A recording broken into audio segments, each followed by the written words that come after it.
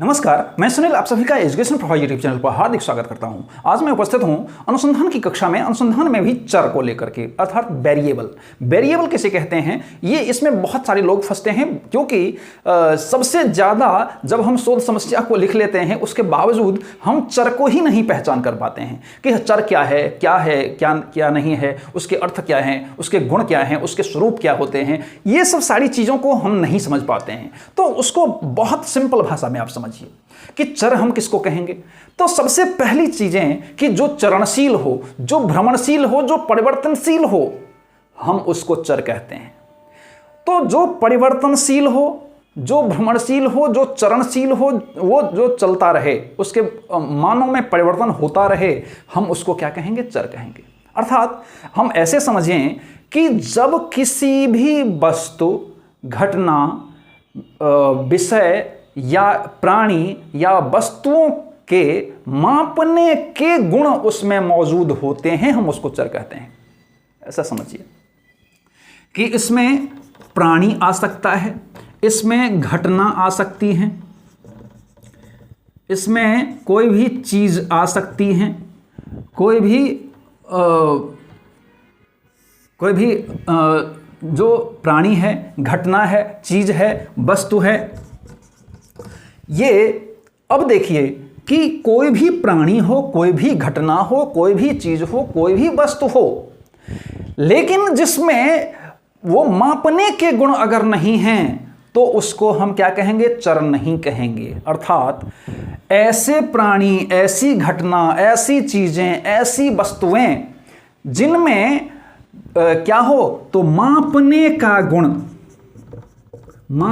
का गुण मौजूद हो, अर्थात जिसको हम माप सकते हैं उसको हम चर कहेंगे। अर्थात मापने का गुण, अर्थात वो कैसा होना चाहिए, वो परिवर्तनशील होता है, वो चरणशील होता है।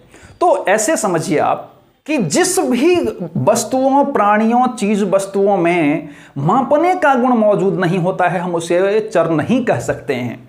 अब ये चर जो होते हैं मुख्य तौर पर तीन प्रकार के हम कह सकते हैं। एक स्वतंत्र चर होता है, दूसरा परतंत्र चर होता है,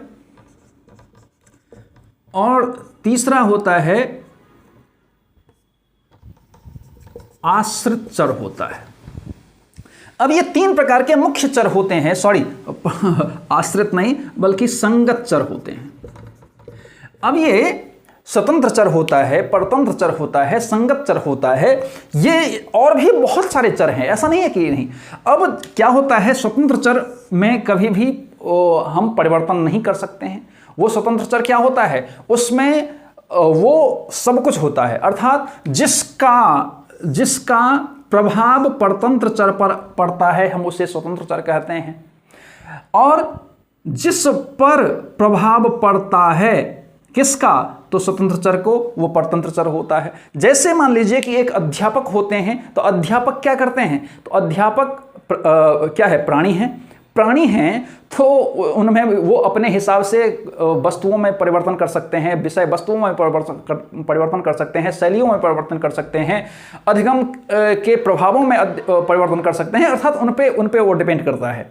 तो ये खुद स्वतंत्र हैं कि वो किस प्रकार की शैलियों का निर्माण करें, वो किस प्रकार की भाषा का प्रयोग करें, तो ये सब सारी चीजें, इसलिए वो स्वतंत्र चर हैं।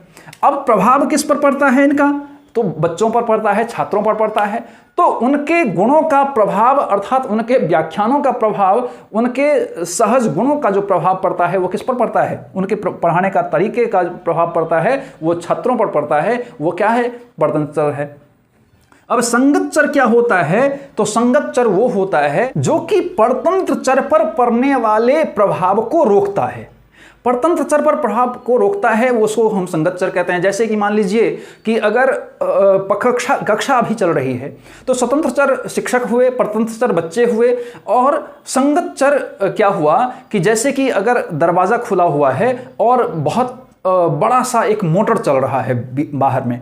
अब बाहर में बड़ा सा मोटर चल रहा है और क्या हो रहा है, तो बाधा हो रही है किसको, तो जो शिक्षक पढ़ा रहे हैं तो उनकी आवाज़ छात्रों तक बहुत अच्छी नहीं पहुंच रहे हैं। क्यों? क्योंकि जो मोटर की आवाज़ है वो बहुत ज़्यादा है। तो हम क्या किए कि उस गेट को जब हम दरवाजे को जब हमने लगा दिया तो क्या हो गया, तो दरवाजे को लगा देने से क्या होगा, तो इस पर पड़ने वाले प्रभाव को, वो जो गलत प्रभाव पड़ रहा था उसको हमने रोक दिया, उसको हम मुख्य तौर पर संगत चर कहते हैं। तो इस प्रकार से संगत चर और बहिरंग चर बहुत सारे ऐसे होते हैं। तो मुझे लगता है कि कम समय में आपने चर को समझा होगा। इसी प्रकार से पढ़ने के लिए आप एजुकेशन प्रभा यूट्यूब चैनल को सब्सक्राइब कीजिए, लाइक कीजिए, कमेंट कीजिए, साथ ही बेल आइकन को जरूर प्रेस कीजिए ताकि आपको आने वाले सभी वीडियो मिलते रहे। धन्यवाद।